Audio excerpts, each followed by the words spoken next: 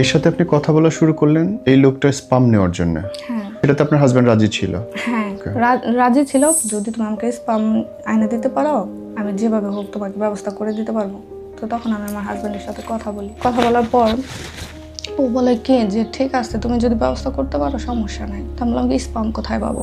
তো সংসার টিকানোর জন্য আপনি আরেকজনের স্পাম পর্যন্ত নিতে রাজি হয়েছেন? হ্যাঁ, তো আমার খুব কাছের আমার ফ্যামিলির একজন আমাকে 2বার করে স্পাম নিয়ে আসা দিছে। তো ওই স্পাম এতটাই লো কোয়ালিটি ছিল, মানে একেবারে পাতলা, ওটা দিয়ে হচ্ছে না। তো তখন আমি আমার হাজবেন্ডে বললাম কি যে তোমার তো খুব কাছের মানুষ আছে, তোমার বন্ধু আছে, কারোর সাথে কথা বলে দেখো হয় কিনা। তো অনেক হেজিটেশন ফিল করলো, বললো কিনা আমার পক্ষে সম্ভব না, তুমি দেখো তোমার পরিচিত কেউ আছে কিনা। তখন আমার এই যে বর্তমান হাজবেন্ড উনি কল দেওয়ার পর আমি ভাবলাম তাহলে ওর সাথে কথা বলে ওর সাথে একটু ফ্রি হই, যেহেতু এটা খুবই স্পর্শকাতর একটা ব্যাপার। আমি একজনকে বলতে পারি না যে তুমি কি আমাকে স্পাম দিবা। তো তখন না আমি ওর সাথে কয়েকদিন কথা বলার পর আমার হাজবেন্ড দেখে যে আমি কারোর সাথে কথা বলতেছি। এটা দেখে ও সন্দেহ করার পর একটা পর্যায়ে 1 দিন 2 দিন 3 দিনের দিন ও আমারে বলে কি যে এই ছেলে কি তোমাকে বিয়ে করবে? পরে আমি বলি কি বিয়ে করবে মানে? আমি ওর সাথে এমনি কথা বলতেছি, ওরকম কিছু না, তুমি যেটা ভাবতেছো। ও বলে মেয়ে আরেকজন মহিলার একদম নগ্ন ভিডিও, ও ভিডিওতে, তখন ওই ভিডিওটা আমি অনেক আগেই পাইছি, আরো কয়েকদিন আগে।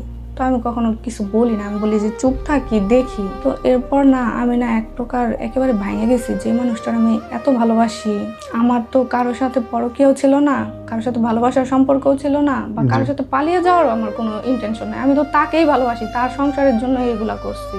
অথচ সে যদি একটু চেষ্টা করতো, আমার বেবি নাই, কাজে থেকে ঘেমে টেমে আসতো না, আমি আমার শরীরে কাপড় দিয়ে ওর ঘাম মুছাই দিতাম, ওর প্রত্যেকটা জিনিস আমি করতাম, ওর জন্য জামা কিনা, জুতা কিনা, এভরিথিং, সংসারে বাজার করা, তারপর বাসায় হাঁস মুরগি পালা, মানে যেভাবে সংসার মানে আঁকড়ে এই সংসারটাকে টেনে উঠানো যায় আমি প্রত্যেকটা চেষ্টা করছি।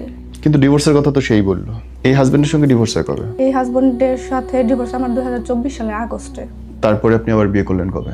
আমার বিয়ে হয়েছে এই যে 2026-এর জুন মাসে। এই সংসারের ঝামেলাটা কি? আমার বিয়ের 7 দিনের মাথায় উনি আমার গায়ে হাত দেয়। তার আগে ওইটা বলেন, ওই হাজবেন্ডকে কেন ছাড়ছিলেন? ওই যে আমাদের যে বাচ্চা হয় না, এই হাজবেন্ডের সঙ্গে ঝামেলা হলো কখন? পরিবারে বাচ্চা ছিল না। আমাদের পরিবারে কখনো বাচ্চা হয় না। 7 বছর হয়ে গেছে আমি সংসার করতেছি।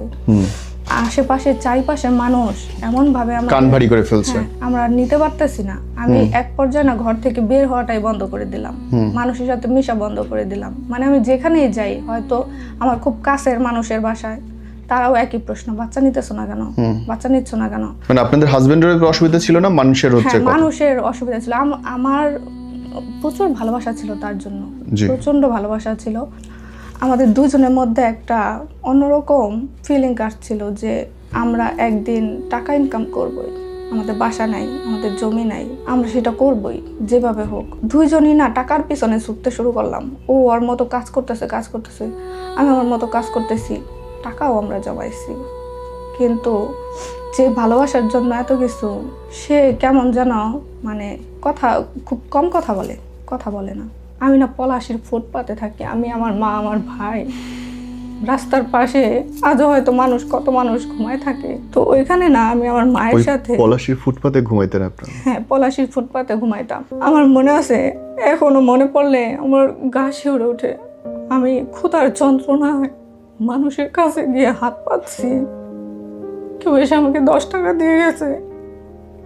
ক্ষুধার যন্ত্রণা সহ্য করতে না পেরে মানুষের কাছে খাবার চেয়ে খাইছি।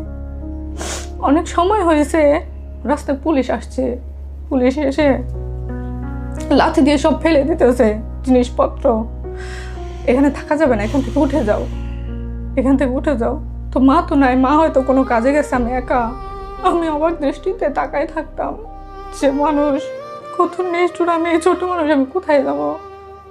সব কিছু ফেলে দিত। ওখানে আসার পর তখন আমার প্রচুর জন্ডিস হয়ে গেছে, জ্বর চলে আসছে।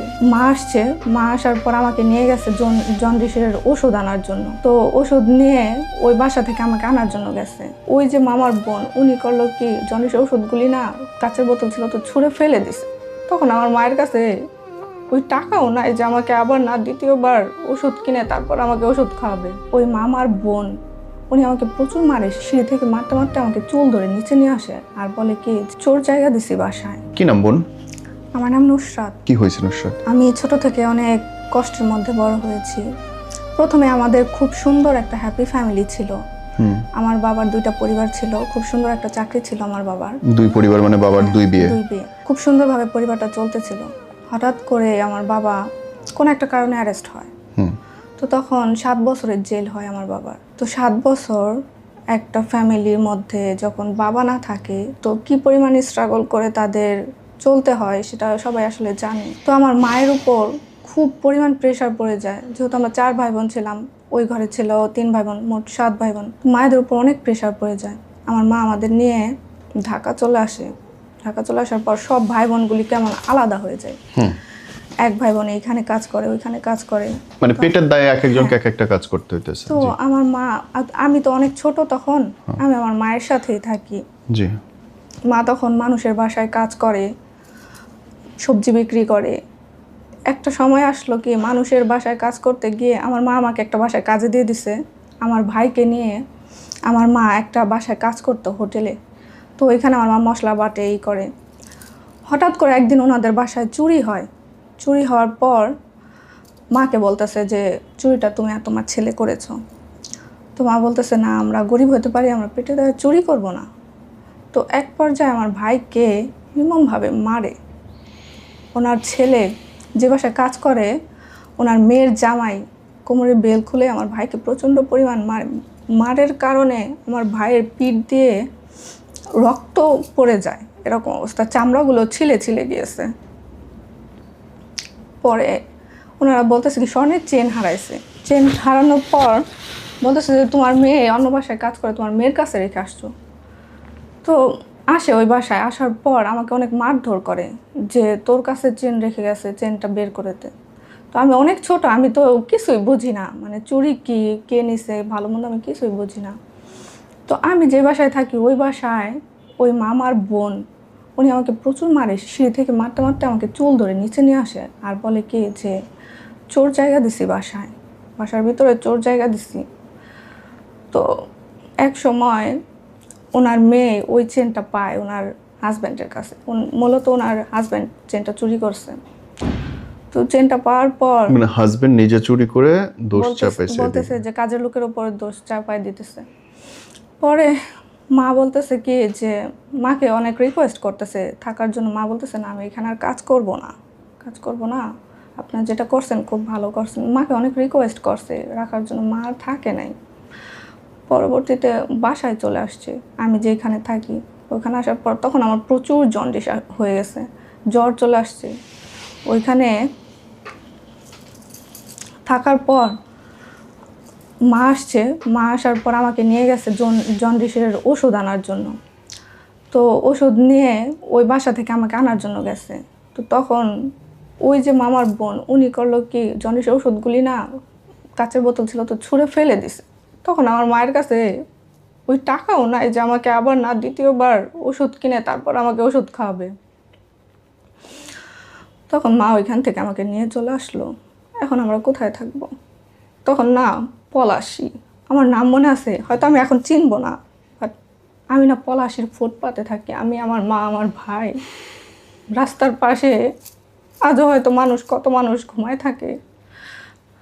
তো ওইখানে না আমি আমার মায়ের সাথে পলাশীর ফুটপাতে ঘুমাইতেন আপনারা? হ্যাঁ, পলাশীর ফুটপাতে ঘুমাইতাম। ও মাই গড। আমার মনে আছে, এখনো মনে পড়লে আমার গা শিউরে ওঠে।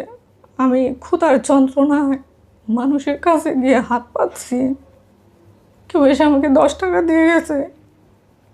ক্ষুধার যন্ত্রণা সহ্য করতে না পেরে মানুষের কাছে খাবার চেয়ে খাইছি। অনেক সময় হয়েছে রাস্তায় পুলিশ আসছে, পুলিশ এসে লাথি দিয়ে সব ফেলে দিতেছে জিনিসপত্র, এখানে থাকা যাবে না, এখান থেকে উঠে যাও, এখান থেকে উঠে যাও। তো মা তো নাই, মা হয়তো কোনো কাজে গেছে, আমি একা। আমি অবাক দৃষ্টিতে তাকাই থাকতাম যে মানুষ কত নিষ্ঠুর, আমি এই ছোট মানুষ, আমি কোথায় যাব? সব কিছু ফেলে দিত।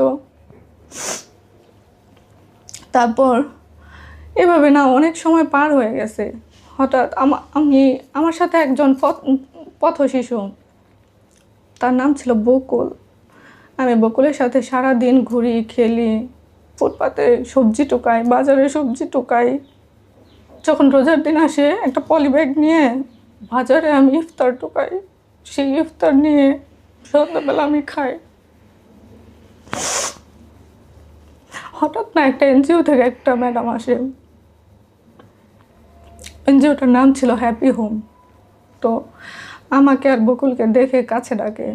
তো আমরা যাই, যাওয়ার পর বলে কি যে আমাদের সাথে চলো, তোমাদের ভালো ভালো খাবার দিব, জামা কাপড় দিব। তো আমি আর বকুল ওইখানে যাই।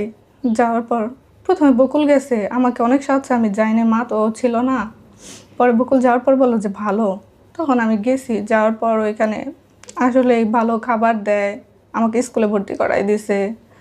তারপর হচ্ছে আমাকে একটা কারখানায় কাজ দিয়ে দিছে, অর্নামেন্টস তৈরি করে মেয়েদের, সেই অর্নামেন্টসগুলি ওইখানে আমি বানাই। স্প্রিং হয় না, ওই স্প্রিংগুলো ঘুরে ঘুরে আমি ওইখানে ওগুলো বানাই, সপ্তাহে 100 টাকা করে। আর প্রাইমারি স্কুলে আমি পড়াশোনা করি। তো ওইখানেও না আমি থাকতে পারলাম না। ছোটবেলায় তো আমি অনেক বিছানায় পেশাব করতাম।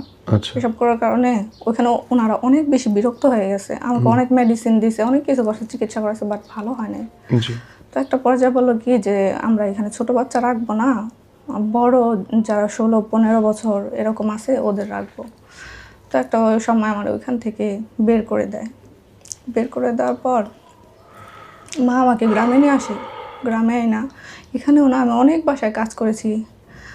আমার আব্বুর চাচাতো ভাইয়ের বাসায়, তারপর অনেকগুলি, আমি আসলে নাম না বলি, তো অনেকের বাসায় আমি কাজ করছি। কাজ করার পর এভাবে আমি বড় হয়েছি।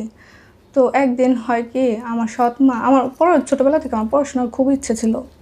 তো আমার সৎ মা, ওনাকে আমি বললাম যে আম্মা আমি পড়াশোনা করতে চাই, আমাকে এখান থেকে নিয়ে যান।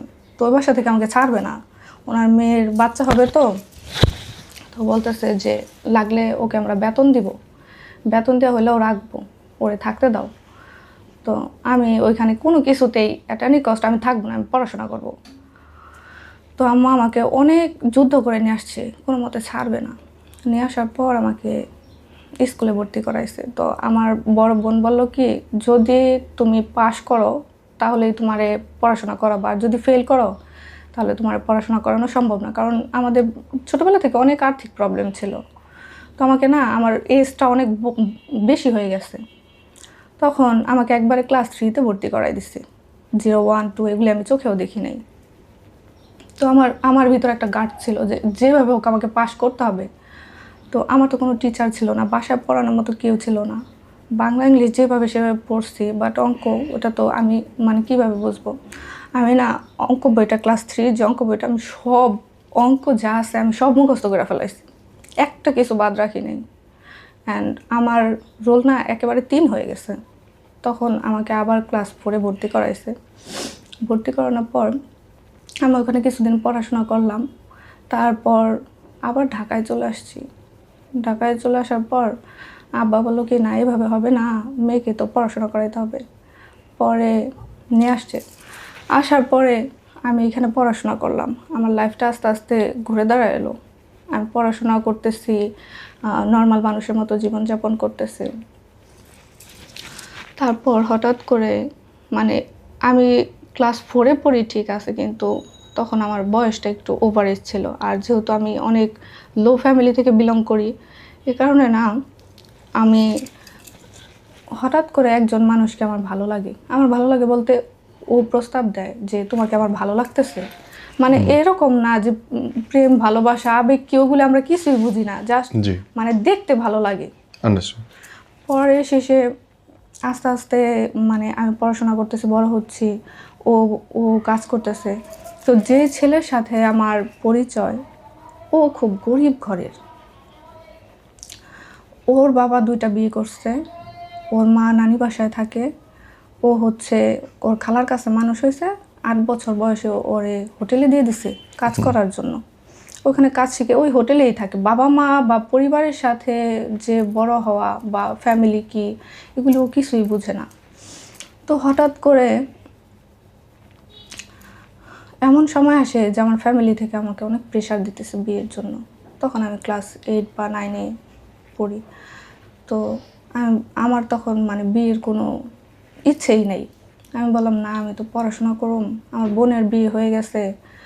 তো অনেক ইয়ের পর আমি রাজি হয়েছি, কিন্তু আমি তো রাজি হয়েছি, ওই ছেলে তো রাজি হয় না। ও তো, আমিও ছোট, ও ছোট। আমার বয়স তখন 15 বছর, আর ওর বয়স অনেক কম হবে, মানে টিনেজ বয়স বলতে গেলে। তখন আমি ওরে বললাম যে আমার বাসা থেকে তো বিয়ের জন্য প্রেশার দিচ্ছে, আমাকে বিয়ে দিয়ে দিবে, তুমি কোনো ব্যবস্থা করো। তো ও বললো আমি আমি এখন বিয়ে করতে পারবো না, আমার তো এখনও লাইফ গোছাইতে হবে, আমি মাত্র কাজ করতেছি, আমি কয় টাকা বেতন পাই, 250 থেকে 300 টাকা এরকম বেতন পাই। তো আমি বললাম কি সমস্যা নেই, আমি ম্যানেজ করে নেব। তো এক পর্যায়ে আমাদের বিয়ে হয়। বিয়ে হলেও আমাদের বাসা থেকেও কেউ রাজি ছিল না। আর হচ্ছে মানে ওনারা বিয়ে দিবে ওনাদের পছন্দে, আর হচ্ছে ওর বাসার কেউ রাজি ছিল না। বিয়ে হলো, বিয়ে হওয়ার পর আমাকে নিয়ে ওর খালার বাসায় উঠাইছে। তখন আমি ম্যাট্রিক পরীক্ষা দিব, ম্যাট্রিক পরীক্ষা দিয়ে নেই, তো পড়াশোনা তো আর বন্ধ করি নেই। ওর খালা কী করে, আমি যখন পড়াশোনা করতে বসি সন্ধ্যা হলে লাইটটা অফ করে দেয় আমার রুমের, বলে কি আমার রুমে এসে বসো। ওই রুমে গিয়ে বসলে ওনারা হয়েছে টিভি দেখে, তখন পড়াশোনা করতে পারি না। সকালে আমি 5টা বাজে উঠি, ওইটা মানে সংসারের যাবতীয় যত কাজ আছে আমি সব কাজ করি। তারপর হচ্ছে দুপুরে যখন রান্না বান্না করে, গ্রামে চকের মধ্যে বাড়ি, তো প্রচণ্ড রোদ, সেই রোদের মধ্যে ঘেমে টেমে আমি একটু হয়তো রেস্ট নেওয়ার জন্য শুয়েছি। শোয়ার পর হঠাৎ করে দেখি কি ফ্যান বন্ধ, প্রচুর গরম, টিনের ঘর তো প্রচুর গরম। তো আমি যখন ঘুরে দেখি যে ফ্যানের যে বোর্ডটা ওইখানে লাল লাইট জ্বলতেছে, মানে বন্ধ করে দিছে। হ্যাঁ, ফ্যানটা অফ করে দিছে। তো আমি ওইখানে আবার চালাই, আবার দেখি ফ্যান বন্ধ। 3বার যখন আমি লক্ষ্য করি দেখি উনি আইসা ফ্যানটা অফ করে দিতেছে। তারপর আমি রান্না করতে গেলে বলে যে তোর বউ লাকড়ি অনেক বেশি পুড়ে ফেলায়, খড়ি অনেক ইউজ করে। আর কারেন্ট বিল যখন মাস শেষে আসে তখন আমি আমার হাজব্যান্ডরে বলি যে আমি তো বিদ্যুৎ ইউজ করতে পারি না। আর ওইখানে ওর খালাতো ভাই থাকে, তার ওয়াইফ নিয়ে, ওর মা থাকে আলাদা। তো পুরো বাড়ির কারেন্ট বিল আমার হাজব্যান্ডকে দিতে বলতেছে। তো আমি বললাম কি পুরো বিল আমরা দিব কেন, ভাগ হবে সমান করে। বিলটা তো ভাগ হবে, আমি তো আর কারেন্ট ইউজ করতে পারতেছি না, ঠিক আছে আমরা দিব, সমস্যা নেই, তাহলে ভাগ হোক। এটা নিয়ে এক পর্যায়ে অনেক ঝামেলা হয়। ঝামেলা হওয়ার পর আমার হাজব্যান্ড আমার গায়ে হাত তোলে, ফর দ্য ফার্স্ট টাইম সে আমার মারে। তারপর হচ্ছে পরের ওই দিন রাতে উনি বলে কি যে আমার বাসা থেকে বের হয়ে যা, রাত্রে বাজে 10:30। পরের দিন সকালে আমরা কোনো কিছু না বলে ওইখান থেকে বের হয়ে আসি আমার বাবার বাসায় উঠি, ওইখানেই থাকি। তো ও আসতে চায় না, বলে কি যে তোমার বাবার বাসার মানুষ নানান কথা বলবে, আসি। তারপর না একটা সময় ও আসে, আসার পর আমরা ওইখানেই থাকি। এখানে আমাদের শুরু হয় আরেকটা স্ট্রাগল। এখন ওর এই সামান্য টাকায় আমরা চলতে পারতেছি না, 250 টাকা বেতন, 300 টাকা বেতনে আমাদের চলা অসম্ভব হয়ে যাইতেছে। তারপর আমি শুরু করি কাজ করা, মাত্র 800 টাকা বেতনে আমি একটা হসপিটালে কাজ করি। তো ওই টাকায়ও না হচ্ছে না, আমি টিউশন পড়ানো শুরু করি। বাসায় অনেকগুলো বাচ্চা, 15-20টা বাচ্চা একসাথে আমি টিউশন পড়াই। এখন এটাতেও মনে হয় কি যে টাকা শর্ট পড়ে যায়। পাশাপাশি আমি বাসায় গিয়ে টিউশন পড়াই। আমাদের দুজনের মধ্যে একটা অন্যরকম ফিলিং আসছিল যে আমরা একদিন টাকা ইনকাম করবই, আমাদের বাসা নাই, আমাদের জমি নাই, আমরা সেটা করবই যেভাবে হোক। দুইজনই না টাকার পিছনে ছুটতে শুরু করলাম। ও ওর মতো কাজ করতেছে, আমি আমার মতো কাজ করতেছি, টাকাও আমরা জমাইছি। কিন্তু যে ভালোবাসার জন্য এত কিছু, সে কেমন যেন মানে খুব কম কথা বলে না। তারপর টাকা জমানোর পর এখন জমি কিনবো, জমি দেখা হয়ে গেছে। তো অনেক বড় জমি তো একা নেওয়া সম্ভব না। আমার বোন বললো কি আমিও ভাগে নিই, অর্ধেক করে নিই। ঠিক আছে, আমি আমার ওইখান থেকে 1,20,000 টাকা দিয়ে জমি বাইনা দিলাম, আমার বোন দিল 1,20,000, 2,40,000 টাকা। তো হঠাৎ করে শুনি কি যে আমার হাজবেন্ড একটা দোকান পাইছে, হোটেল পাইছে। তার স্বপ্ন ছিল ছোট থেকে যে আমি হোটেলে সব কাজ জানি, আমি একটা নিজে হোটেল দিব, বিজনেস করব, ব্যবসা করব। তো ঠিক আছে। তো এখন হঠাৎ করে দোকানটা নিয়ে নিছে আমার না জানাই। আমাদের সমিতি ছিল, ওইখান থেকে টাকা পাবে ও 3 লাখ টাকা। তো ওইটা দিয়ে আমাদের জমি নেওয়ার কথা ছিল। তো ওই টাকাটা দিয়ে দোকান নিয়ে নিছে। এখন আমি আমার বোনকে আর বলতে পারতেছি না। পরে আমি একটা সময় বললাম যে জমিটা আমরা নিতে পারবো না, তুমি পারলে নাও, তা নাহলে ছাড়া দাও। তো আমার বোন অনেক রাগ হয়ে গেছে যে টাকা দিয়ে দিছি, বায়না দিয়ে দিছি, এখন এই কথা বলতেছে। পরে না জমিটা আমরা ক্যান্সেল করতে চাইছি। তো বায়না যাকে দিচ্ছি উনি আবার বলতেছে যে না, বায়নার টাকা তো আমি ফেরত দেব না। কেন ফেরত দেব? জমি নাও, তা নাহলে টাকা ক্যান্সেল। তো অনেক ই করার পর, এলাকায় যারা ছিল তাদের ই করানোর পর, বৈশাখ কথা বলার পর ওনারা বলতেছে যে ঠিক আছে, আমি টাকা ফেরত দেবো, 2 লাখ দিয়ে দিব, 20,000 টাকা আমি দেবো না। তো এটা নিয়ে আমার বোন অনেক ক্ষোভ প্রকাশ করে, বলে যে 20,000 টাকা তাহলে তোরা কম নি, আমি কম নিব না। এটা নিয়ে আমার সাথে অনেক তর্ক বিতর্ক, ঝগড়া, এক পর্যায়ে ঝগড়া লেগে যায়। ঝগড়া লাগার পর আমার বোন আমাকে বলে কি যে বাসায় তুই তোর হাজব্যান্ড নিয়ে থাকতে পারবি না। তো ওই দিন আমার কাছে প্রচুর প্রচুর কষ্ট লাগে যে আজকে আমার হাজব্যান্ডের বাসা নাই বলে আমার বাসা থেকে বের করে দিতেছে। পরের দিন সকালবেলা আমি ওইখান থেকে বের হয়ে আসি। বের হয়ে আসার পর আমরা কোথায় যাব? ওই টাকাগুলো না তখন আমাদের মানে খুবই অতি সামান্য। দোকান নেব, তো দোকান নেওয়াটা তো বড় কথা না। 2 লাখ টাকা অ্যাডভান্স দিয়ে দোকান নিয়ে ওই দোকান ডেকোরেশন করা বা আনুষঙ্গিক খরচ এগুলি কই পাবো? তারপর ওই অবস্থা আমি 800 টাকা ভাড়ায় একটা ঘর ভাড়া নিলাম, টিনের ঘর, খুব ছোট ঘর। তো ওইখানে আমরা থাকি, আমি কাজ করি, সে কাজ করে। কাজ করে আমরা না একটু একটু করে টাকা জমানো শুরু করছি। শুরু করে আস্তে আস্তে না বিজনেসটা বড় করলাম। বড় করার পর এখন মোটামুটি মানে আমরা আর্থিক যে সমস্যা, খাওয়া পড়া, এটা একটু আমরা রিমুভ করতে পারছি। তো ভালো একটা বাসা নিছি, 1500 টাকা ভাড়া, আমারই এক আত্মীয়ের বাসা। তো আমার জন্য দিছি, মানে 5টা-6টা রুম আছে সেখানে, ভালোই বিল্ডিং বাসা, ছাদ আছে উপরে, বিশাল বড় বাসা। তো ওইখানে আসার পর আমার পরিশ্রম আরও বেড়ে গেছে আগের থেকে। আমি আগে যেমন আমার বাবার বাসায় 15-16টা বাচ্চা একসাথে পড়াইতাম, এটা আমি পারতেছি না। এখন আমার বাসায় গিয়ে গিয়ে পড়াইতে হইতেছে। ওইখানে গিয়ে পড়ানো, তারপর হচ্ছে হসপিটালে চাকরি করা। এই হাজবেন্ডের সঙ্গে ঝামেলা হলো কখন? এই হাজবেন্ডের সঙ্গে ঝামেলা হয়েছে যখন আমাদের পরিবারে বাচ্চা ছিল না। আমাদের পরিবারে কখনো বাচ্চা হয় না। 7 বছর হয়ে গেছে আমি সংসার করতেছি। তো এক পর্যায়ে বাচ্চা হয় না, মানে আশেপাশে চারিপাশের মানুষ এমনভাবে কান ভারী করে ফেলছে, এমনভাবে অবস্থা করছে আমরা নিতে পারতেছি না। আমি এক পর্যায়ে না ঘর থেকে বের হওয়াটাই বন্ধ করে দিলাম, মানুষের সাথে মেশা বন্ধ করে দিলাম। মানে আমি যেখানেই যাই, হয়তো আমার খুব কাছের মানুষের বাসায়, তারাও একই প্রশ্ন, বাচ্চা নিতেছো না কেন, বাচ্চা নিচ্ছ না কেন, নানান ধরনের প্রশ্ন, অদ্ভুত অদ্ভুত প্রশ্ন শোনা লাগতো। মানে আপনাদের হাজবেন্ডের অসুবিধা ছিল না, মানুষের হচ্ছে? মানুষের অসুবিধা ছিল। আমার প্রচুর ভালোবাসা ছিল তার জন্য, প্রচন্ড ভালোবাসা ছিল। সেও আমাকে ভালোবাসে নাই ঠিক আছে, কিন্তু কখনো না আমাকে মানসিকভাবে, শারীরিকভাবে আমাকে কখনো টর্চার করে নাই, কখনো নির্যাতন করে নাই। ভালো ছিলাম। এই হাজবেন্ডের সঙ্গে ডিভোর্স হয় কবে? এই হাজবেন্ডের সাথে ডিভোর্স আমার 2024 সালের আগস্টে। তারপরে আপনি আবার বিয়ে করলেন কবে?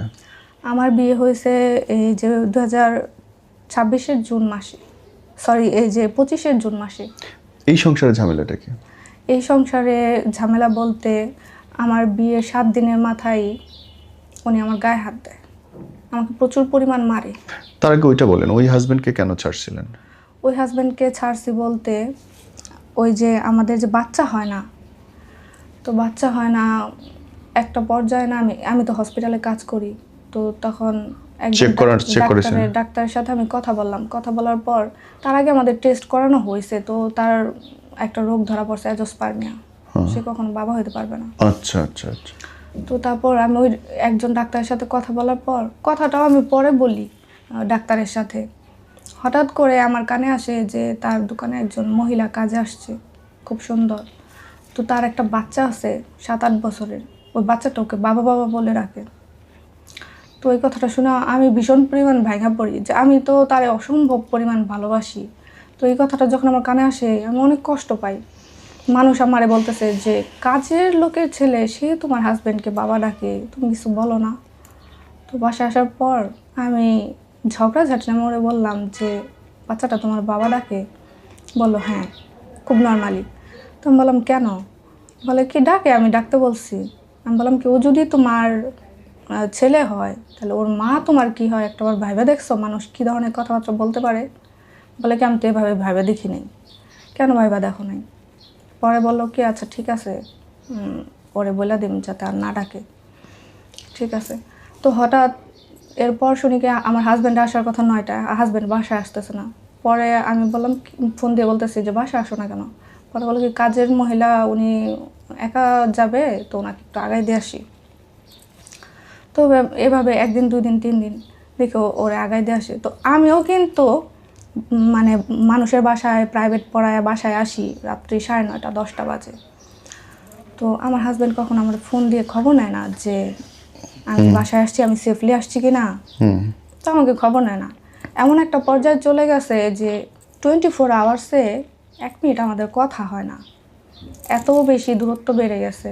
কখনো ফোনও দেয় না, বা ঘরে ঢুকে এভাবে ফোনটা নিয়ে, ঘর থেকে বের হয় এভাবে ফোনটা নিয়ে। বাসায় আসি, আমি আমার মতো কাজ করি, রান্না করি, সে খায়, চলে যায়, কথাবার্তা হয় না। তো তখন আমি একজন ডাক্তারের সাথে কথা বলি বাচ্চার ব্যাপারে। তো উনি বলে কি যে অ্যাজোস্পার্মিয়া যেহেতু, যদি তুমি আমাকে স্পাম আয়না দিতে পারো, আমি যেভাবে হোক তোমাকে ব্যবস্থা করে দিতে পারবো। তো তখন আমি আমার হাজব্যান্ডের সাথে কথা বলি। কথা বলার পর ও বলে কি যে ঠিক আছে, তুমি যদি ব্যবস্থা করতে পারো সমস্যা নাই। তো আমি বললাম স্পাম কোথায় পাবো? তো আমার খুব কাছের, আমার ফ্যামিলির একজন আমাকে 2বার করে স্পাম নিয়ে আসা দিছে। তো ওই স্পাম এতটাই লো কোয়ালিটি ছিল, মানে একেবারে পাতলা, ওটা দিয়ে হচ্ছে না। তো তখন আমি আমার হাজব্যান্ডে বললাম কি যে তোমার তো খুব কাছের মানুষ আছে, তোমার বন্ধু আছে, কারোর সাথে কথা বলে দেখো হয় কি না। তো অনেক হেজিটেশন ফিল করলো, বললো কি না আমার পক্ষে সম্ভব না, তুমি দেখো তোমার পরিচিত কেউ আছে কি না।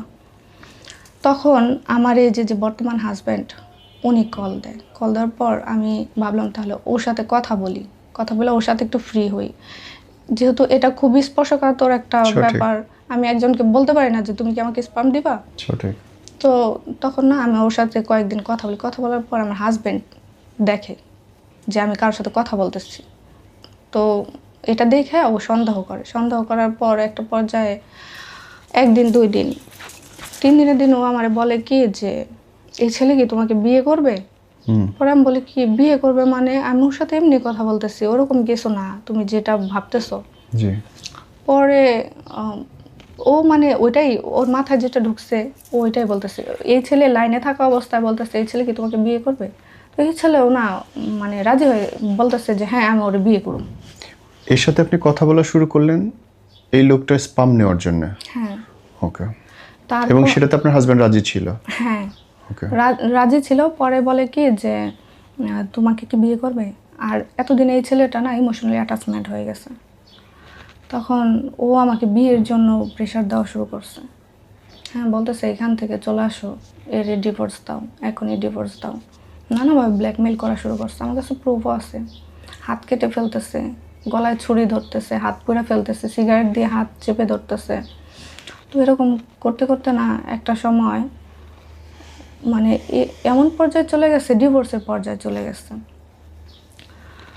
তো আমার বাবা যে উনি একদিন আয়সা উনি তো শুনছে এর মাঝে, শুনে আমার কাছে শোনার পর উনি বাসায় এসে প্রশ্ন করছে যে আলো তুমি কি চাও? আমি বললাম কি আব্বু আমি কি চাই, আপনারা তো সবই তো জানেন। তো আমার হাজব্যান্ডকে জিজ্ঞাসা করলো যে তুমি কি চাও?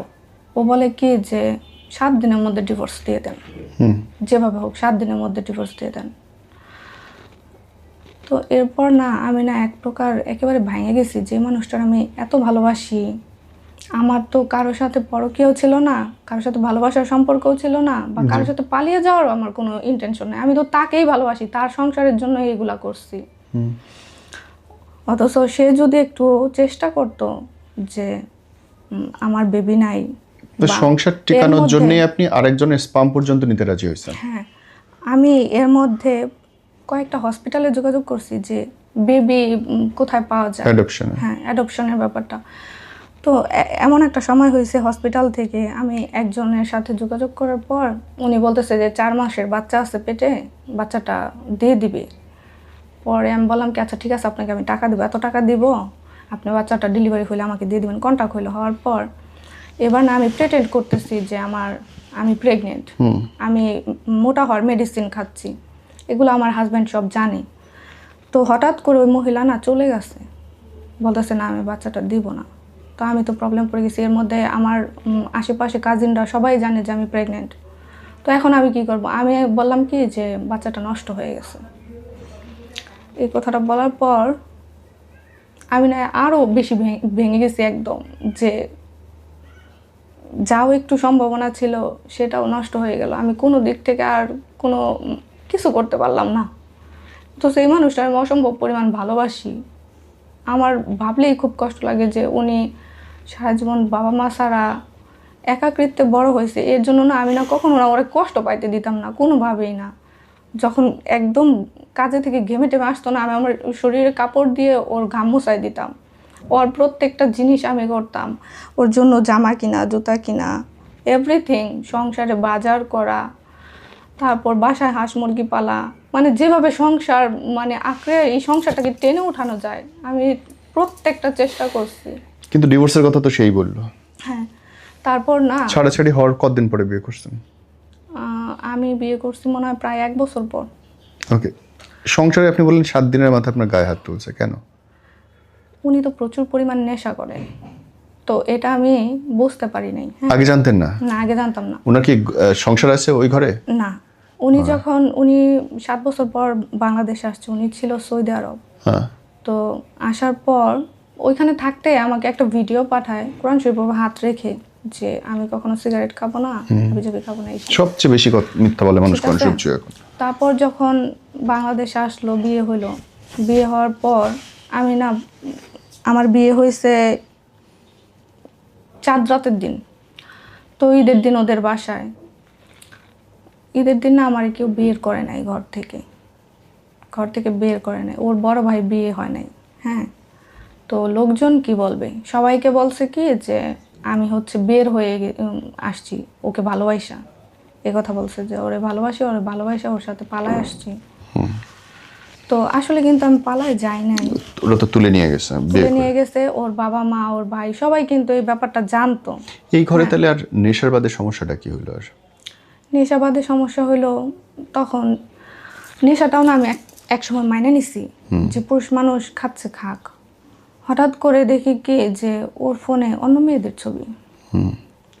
তো ঠিক আছে, অন্য মেয়েদের ছবি প্রথম দেখলাম, বাসায় ঝামেলা হইলো, ডিলিট করে দিল একবার। তো মানে অন্য মেয়ের ছবি মানে কিরকম ছবি?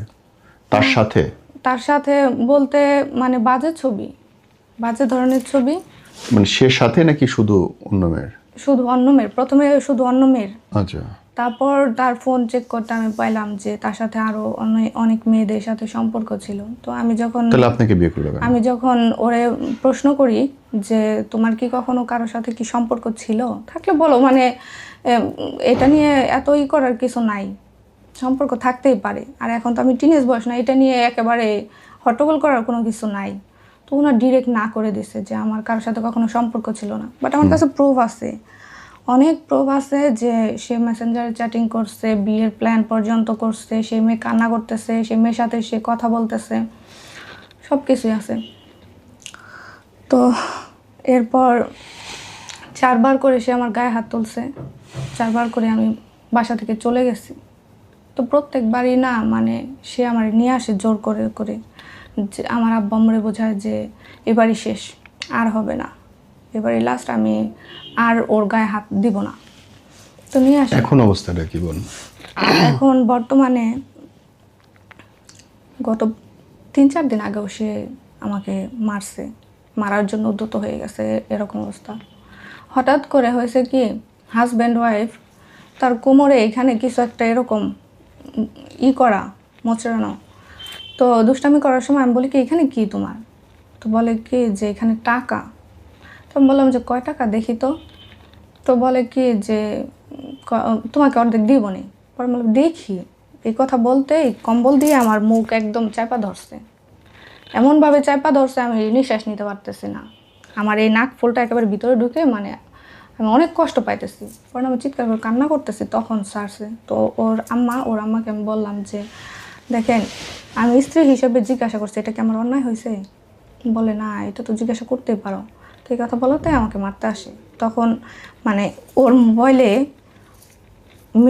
আরেকজন মহিলার একদম নগ্ন ভিডিও, ও ভিডিওতে, তখন ওই ভিডিওটা আমি অনেক আগেই পাইছি, আরও কয়েকদিন আগে।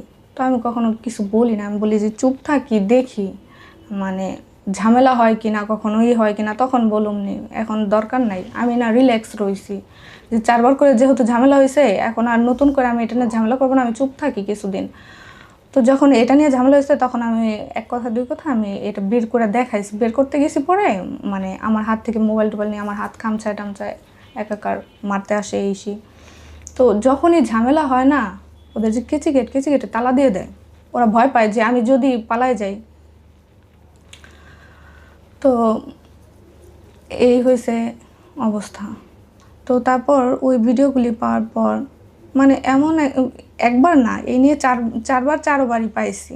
পাওয়ার পর ওর বাসায় জানাইছি, ওনারা কোনো ছেলে বড় হয়ে গেছে, কিছু বলার নাই আসলে, কোনো কিছুই শাসন করে নাই। নেশা করে। এখন তাহলে আপনি করবেনটা কি? নেশা করে। আমি নিজের চোখে একদিন দেখি মানে সে আমার কাছে একদম ইনোসেন্ট, কখনো সিগারেটও খায় না। তো হঠাৎ একদিন বাইরে ওদের ঘরের বাইরে বের হয়েছে, মানে সন্ধ্যাবেলা বলতেছে যে আমি এখন বাইরে যাব। কেন মানে অ্যাট এনি কস্ট আমাকে মাইরা হলেও সে বাইরে যাবে, এরকম অবস্থা। তো আমি রাগ করে ঘরে বসে আছি, সে বের হয়েছে। একজনকে ফোন দিয়ে বলতেছে যে বাইরে আসো। তো আমি না ওর কার্যকলাপগুলি লক্ষ্য করতেছি। হঠাৎ করে একজন ছেলে আসার পর না এদিক ওদিক ঘুরতেছে, মানে কেউ দেখে কিনা। তখন আমি দেখতেছি একটা প্যাকেট বের করছে, পোলটা বের করে ওর হাতে দিছি। তো আমি এই গেট দিয়ে না বেরোয় পেছনে গেট দিয়ে বের হয়ে গেছি। তারপর দেখি ওখানে গাঁজা ছিল, গাঁজাটা সিগারেটের ভিতরে এভাবে ভরতেছে। তো দেখার পর আমি মনে হয় আমি আকাশ থেকে পড়ছি যে কী দেখলাম। এটা আমি আনবিলিভেবল, আমি বিশ্বাস করার যোগ্যই না। আমি বললাম তুমি এটা করতে পারো? পরে না মানে নাটক শুরু হয়ে গেছে, পড়ে যাইতেছে উপর থেকে, মাথায় এই হচ্ছে সেই হচ্ছে, আমি আঘাত পাইছি, এই করছি সে করছি, মানে জানে যে এখন আমি চলে যাব। এখন অনেক নাটক। পরে আমি বললাম কি কোনো লাভ নাই, আমি তো যা দেখার দেখেই ফেলছি। বোন, এখন আপনি কি করতে চান এত নাটক সিনেমার পর? এখন আমি একটা কথা বলতে চাই যে কার কার মনে হয় যে এত কিছুর পর এখানে কি থাকা উচিত? এর মধ্যে আরও কাহিনী আছে। আমার বিয়ে হয়েছে 8 মাস। 8 মাস এসে আমার কোনো ভরণ পোষণ দেয় নাই। আমি কাজের লোকের মতো ওদের বাসায় খাবার খাই, রান্না করি, খাবার খাই। এ পর্যন্ত বিয়ের পরই সে আগে থেকেই মানে 24 ঘন্টা বিয়ের আগে মানে লাইনে থাকবে, বাইরে থাকে, 24 ঘন্টা লাইনে থাকবে। তো আমার দৈনন্দিন জীবনে আমার কি হচ্ছে সে তো তার জানা হয়ে যায়। তো হয় কি আমার একটা ডিপিএস আছে 5,000 টাকা করে, তো সে জানে।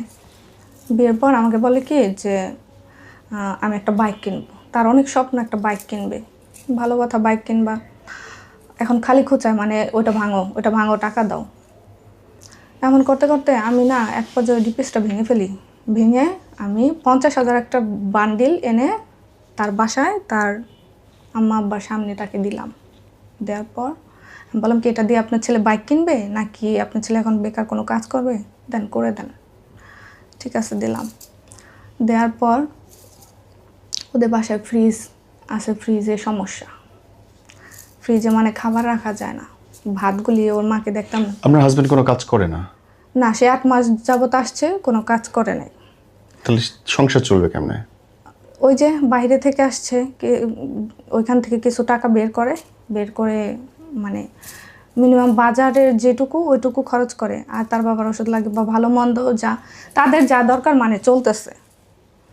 এর মধ্যে সে দেশে থাকবে কতদিন, আবার বাইরে যাবে নাকি অনেক ব্যবসা করবে?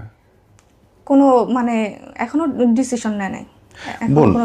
বুঝতে পারছি, এটা খুবই বেকার একটা জীবনধারা। আপনি যদি বলেন যে এই জায়গাটায় দাঁড়ায় আপনার জীবন থেকে মানুষ যদি শেখে, কি শিখতে পারে বলেন তো? যে কোনো সিদ্ধান্ত নেওয়ার আগে অনেকবার ভাবা উচিত। আপনার মনে হয় যে সেকেন্ড বিয়েটা ভুল ছিল আপনার? অবশ্যই ভুল ছিল, আর এই বিয়েটা কিন্তু আমার করার ইচ্ছাও ছিল না। আপনার আগের হাজবেন্ডের জোড়াজোড়িতে এমন বেশি সিচুয়েশনটা এমনভাবে ক্রিয়েট হয়ে গেছে, বুঝতে পারছি। আর এই সেকেন্ড পার্সন যিনি, উনি চারদিকের পরিবেশটা এরকমভাবে তৈরি করছে যে এর চেয়ে ভালো পুরুষ দুনিয়াতে আর হয় না, আর এর থেকে বেশি ভালো এই দুনিয়াতে আর কেউ বাসতে পারে না। সে তার হাতের এই পর্যন্ত কেটে একদম মানে যাতা অবস্থা করে ফেলছে। আল্লাহ। আবেগের ক্ষেত্রে আমি বলবো এটা আবেগ ছাড়া আর কিছু না। অবশ্যই। তখনও বলছি, এখনো বলতেছি। আমি কিন্তু তাকে তখনও বলছি যে এটা আবেগ, এটা ভালোবাসা না। যেহেতু আমি 7 বছর সংসার করছি, হ্যাঁ, আমি স্বাভাবিক। আবেগ কোনটা, রেসপন্সিবিলিটি কোনটা, ওটা আমি বুঝতে পারি। বোন যারা দেখতেছে তাদের জন্য যদি কিছু বলার থাকে অন ক্যামেরায় বলেন, বা আপনার হাজবেন্ডের জন্য। আমার হাজব্যান্ডকে আমি একটা কথাই বলবো যে সুযোগ মানুষকে একবার, দুইবার, তিনবার দেয়। আমি 4-4 বার দিচ্ছি, তো আমি আর সুযোগ দিতে চাই না। এবার আমাকে আমার মতো করে জানি ছেড়ে দেয়, আমার জীবনটা আমি আমার মতো করে গুছাই নেব। যে স্বামী, তাকে আমি 32,000 টাকা দিয়ে ফ্রিজ কিনে দিলাম, ফোনটা ওই রুমে আছে। ফোনটা আমি 34,000 টাকা দিয়ে এই 26 সালের 1 তারিখে তাকে আমি গিফট করছি। গিফট করার পর যখন তার ফোনে আমি এই ধরনের জিনিসগুলো পাইছি, আমি জাস্ট কি বলবো, কিছু বলার মানে ভাষাই নাই, কোনো কিছু বলার ভাষা নাই। আল্লাহ মাফ করুক, আল্লাহ আপনার ভালো রাখুক। এর বোন মধ্যে দোয়া করি। তাকে বাইক কেনার পর তার বাইকে তেল ভরছি বা আনুষঙ্গিক যা যা লাগে মানে সবই করছি। মানুষ বউ পালন করে, কোনো আপনি কিছু আর স্বামী পালছেন। বাদ দেই নাই। তো আগের যে ছিল তার সংসারে আমি প্রচুর পরিমাণে ইনভেস্ট করছি। 2 লাখ টাকা দিয়ে তার বিজনেস দিলাম। একটা সংসারে ভাইয়া কী লাগে? যখন আমরা তার খালার বাসা থেকে বেরোই, তার 2টা কাপড় ছাড়া কিছুই ছিল না। আমি এমনভাবে সংসারটা গোছাইছি। আমি না খুব সংসার পছন্দ করি, সংসার করতে আমি খুব পছন্দ করি, সংসার গোছাইতে আমি খুব পছন্দ করি। সেই সংসারে ফ্রিজ ছিল, 42 ইঞ্চি টিভি আছে, সাউন্ড বক্স আছে, বিগ সাইজের, খুব বড় সাইজের আমি কিনছি, ওয়াল শোকেস কিনছি, খাট, ডাইনিং টেবিল, মানে এভরিথিং।